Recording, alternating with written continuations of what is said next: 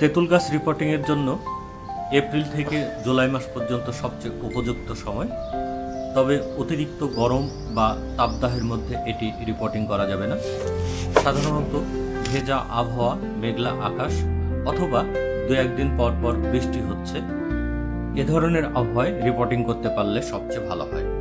এখন আমি এই গাছটি রিপোর্টিং করে দেখাবো।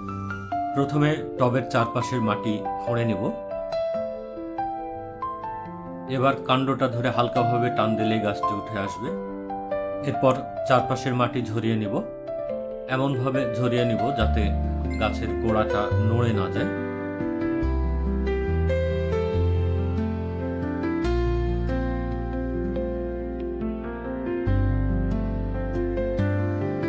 গোড়া থেকে চারপাশের এই বৃত্তাকার অংশটুকুকে রুট বল বলা হয়। সাবধানে থাকতে হবে এই রুট বলটা যেন ফেটে না যায়।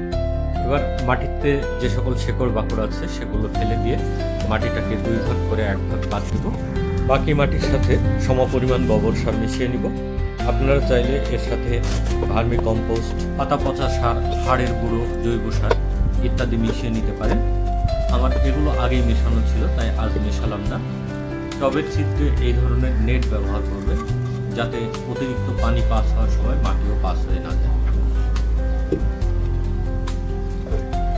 এবার টবের তলায় প্রথমে কিছুটা মাটি দিয়ে দিব, এরপর গাছ বসিয়ে দেখব।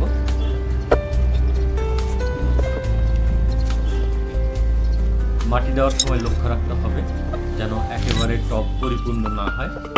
1 ইঞ্চির মতো জায়গা ফাঁকা রাখতে হবে যাতে পানি ধারণ করতে পারে। এবার পানি দিব। যতক্ষণ না টবের তলার ছিদ্র দিয়ে পানি বের হয়ে না যায় ততক্ষণ পর্যন্ত পানি দিতে হবে। হয়ে গেছে আমার রিপোর্টিংয়ের কাজ। এবার গাছটি 2-3 দিনের জন্য ছায়াতে রাখবো, এরপর পূর্ণাঙ্গ রোদে